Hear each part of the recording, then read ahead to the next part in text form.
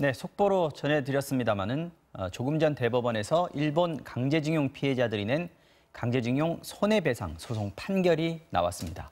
일본 기업은 한국인 피해자들에게 배상하라라는 고등법원의 판결을 그대로 확정을 한 것이죠. 손해배상 책임이 없다는 일본 기업에 맞서서 당시 피해자 4명이 낸 소송, 이 소송을 낸 지 13년 8개월 만에 마침내 결실을 보게 됐습니다. 정혁진 변호사님과 함께 내용 짚어보겠습니다. 어서 오십시오. 네. 변호사님, 먼저 오늘 대법원 전원합의체였죠? 네네. 판결 내용부터 좀 짚어볼까요? 일단은 그 고등법원 판결을 네. 그대로 인용한 것으로 보이고요. 아직 제가 네. 판결문을 보지 못했지만, 근데 이 소송이 굉장히 오래 끌었던 소송입니다. 그렇죠. 원고들 나이가 대개 23년생부터 29년생까지시니까, 네. 그러니까 우리 나이로 지금 현재 우리 나이로 치면은 다 90이 넘은 분이셨는데, 네. 그 앵커께서 13년이 걸렸다라고 하지만 네. 사실은 21년이 걸린 소송입니다. 왜냐하면 이 원고들이 처음에는 오사카 지방재판소에다가 재판을 갖다가 시작을 맞습니다. 했는데 네. 97년도에 오사카 지방재판소에 제소를 했거든요. 네. 그런데 일본에서는 오사카 고등법원, 일본 최고법원까지, 최고재판소까지 다 기각을 당하고 그리고 난 다음에 2005년도에 이제 우리나라에서 재판을 갖다 시작을 한 건데 네. 원래 2018년도에 기각당하고 2009년도에 서울고등법원에서 또 기각당하고 그러다가 2012년도에 드디어 대법원에서 판결을 바꿔줘가지고 네. 파기환송 서울고등법원에다가 네. 다시 재판을 하라. 그래서 서울고등법원에서는 금방 2013년도 7월 10일에 원고 승소 판결을 내려줬거든요. 그런데 다시 신일본 제철이 상고를 해가지고 네. 현재까지 쭉 끌어오다가 오늘에야 비로소 판결이 나오게 된 겁니다. 재상고 끝에 지금 결론이 난 건데 네네. 그 사이에 원고 4분 중에서 지금 3분이 돌아가시고 네네. 지금 이춘식 씨 네네. 이분만 지금 유일하게 생존해 계신데 이분 연세가 보니까 98이세요. 예. 이렇게 재판이 오래 걸린 이유가 뭘까요? 보통 그 한번 대법원이 원고 승소 취지로 이렇게 고법에 돌려보내게 되면은 특별히 변경 사유가 없는 한 고법 판결을 그대로 인용을 하거나 뭐 결론을 내주는 게 이제 보통의 판결 아닌가요? 예, 민사소송법에 명확하게 네. 그 파기환송됐을 경우에 고등법원은 대법원에서 설시한 법률과 사실 확정에 근거해가지고 네. 판결을 내려야 된다 이렇게 명확한 규정이 있습니다. 네. 이것을 위반하게 되면은 법률 위반이기 때문에 그렇게 되지가 않거든요. 네. 그래서 일반적으로는 아마 일반적인 사건 같았으면 사실 1심, 2심은 좀 길게 끌 수도 있어요. 이게 법리적으로 네. 굉장히 복잡한 부분들이 있거든요. 네. 그런데 대법원에서 2012년도에 가이드라인을 딱 정해줬기 때문에 상식적으로 보면은 2013년도 내에 끝났어야 될 사건인데 2013년도에 고등법원 판결이 나왔을 때 네네. 그때 이제 대법원이 바로 해주는 게 보통이라는 맞습니다. 거죠? 네. 그런데 그때로부터도 벌써 5년 가까이 네. 끌었다는 이야기죠. 네. 그래서 지금 재판 거래 의혹 네네. 여기에 대표적인 사건이 지금 강제징용 이 손해배상 청구 사건 이 자체인데 네네. 이게 왜 이렇게 된 걸까요? 일단은 기본적으로 사실은 법리적으로는 좀 생각할 부분들이 많이 있었어요. 네. 5가지 정도가 있는데 첫 번째로는 회사가 같은 회사냐. 왜냐하면 일제시대 때 있었던 일본 제철하고 지금 이름 바뀌었죠. 예, 지금에 있는 그 신일본 제철이라고 하는 회사가 일제 군국주의 하에 있었던 회사하고 지금 있는 회사 같은 회사냐 이런 항변을 했는데 우리 법원에서는 대법원에서는 회사의 인적 물적 구성이 똑같다. 그래서 인정을 갖다가 해줬고요. 네. 두 번째로는 우리나라 법원이 관할할 그 근거가 있느냐. 일본 법원에 왜냐하면 피고가 일본이기 때문에 일본 그렇죠. 회사이기 때문에 일본에서 이미 재판도 했고. 예. 그런데 이제 우리나라 대법원에서는 한국도 불법 행위지가 되기 때문에 한국 법원도 가능하다라고 판시를 했었고, 그다음 세 번째는 일본에서 판결 확정이 있었다고 제가 말씀드리지 않았습니까? 그렇죠. 우리나라 민사소송법에 보면 217조에 외국에서 판결이 났을 경우에 그 판결을 우리나라가 존중해 줘야 된다는 규정이 있는데 네. 다만 외국 판결이 선량한 풍속을 위반한 경우에 우리나라 법감정에 우리나라 법상 허용되기 어려운 경우에는 네. 인정하지 않을 수 예외 있다. 조항이 있군요. 그런데 지금 일본에서의 그 기존의 판결은 일제 지배가 불법적인 강점인데 그것이 아니다라고 인정을 했다는 거예요. 네. 그러니까 이건 위법한 판결이다. 우리는 받아들이기 어려운 판결이다. 그렇죠. 네. 그다음에 결정적으로 청구권 협정이 1965년도에 있지 않았습니까? 네. 그 청구권 협정 자체로만 보면은 한일 간에 모든 청구권을 다 끝내겠다, 완전하게 끝내겠다. 그렇죠. 그런데 네. 어떻게 되어 있냐면은 국민에 대한 국민의 권리도 그 국가가 알아서 이걸 갖다가 포기한 것처럼 되어 있단 말이에요. 개인의 권리. 예, 그렇죠? 개인의 권리도. 네. 그런데 여기에 대해서 우리나라 대법원은 국가가 국민 개인의 동의 없이 개인의 청구권을 네. 마음대로 소멸시킬 수 없다. 이렇게 판결을 갖다가 한 거죠. 오늘 판결이 가져올 후속 조치요. 네네. 지금 이제 판결이 났으니까 원고인 강제징용 피해자 일단 살아계신 이춘식 씨 같은 경우에는 바로 손해배상을 받을 수 있는 겁니까? 그 판결이 났다고 해서 금방 손해배상을 받을 수 있는 건 아니고요. 네. 피고인 신일본 제철이 임의로 돈을 갖다가 지급을 해야 되는데 네. 이게 인정된 금액이 청구 금액이 1억 원이었거든요. 네네네. 근데 1억 원인데 13년 동안 약 한 연 20% 정도의 이자가 계속 붙었을 겁니다. 네. 그 돈을 다 계산해가지고 정확하게 돈을 지급하면 일이 깨끗하게 끝날 텐데 네네네. 만약에 우리는 이제 일본 회사하고 한국의 판결에 인정할 수 없다.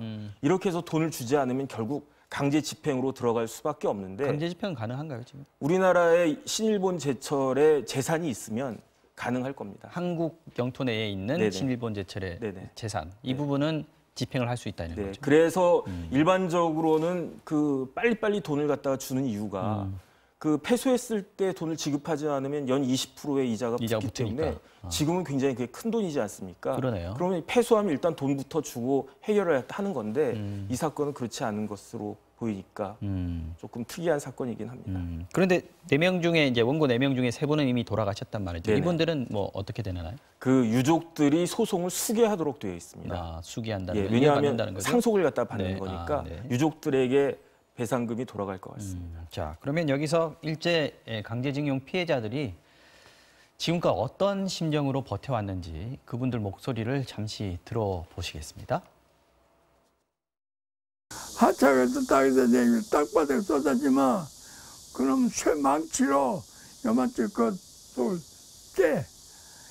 13살, 14살 모두 다 15, 16살이니까 하나이가 저를 쳐다보고 저가 우리 고향이다 하면은 다 그리 쳐다보고 울어요. 한방에서 숙소에서. 이게 해방되어서부터 우리 어머니는 10월 25일 날 도착했는데 8월 15일 날부터 하루에 3번씩을 댕겼다요. 이 차에 나올까 저 차에 나올까 고무신 한커리가 다 찢어지고 검은 다.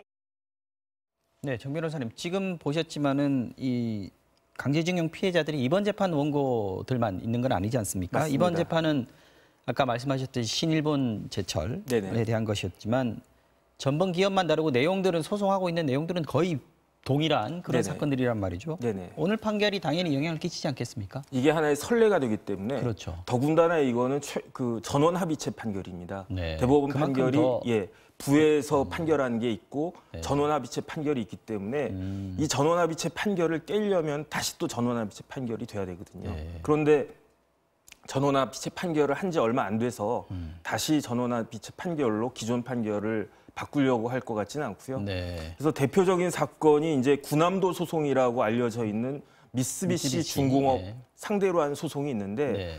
이것도 거의 똑같은 시기에 대법원 판결이 나왔었거든요. 파기환송으로. 그런데 오늘 이제 신일본 제철 판결이 나왔으니까 이 부분도 금방 대법원에서 판단을 해줄 것 같고요. 그 밖에 조선여자 근로정신대 사건도 있습니다. 네네네. 여기서도 대개 이제 원고들이 1억에서 한 1억 5천 정도 손해배상을 인정을 받았거든요. 네. 근데 이것도 대법원에 계류 중인데 이 사건도 금방 처리가 되지 않을까 싶습니다. 네. 당장 일본의 반발이 예상이 됩니다. 네. 고노다로 외무상 같은 경우에 어제 인터뷰 보니까 청구권 얘기는 이미 다 끝난 얘기다. 네.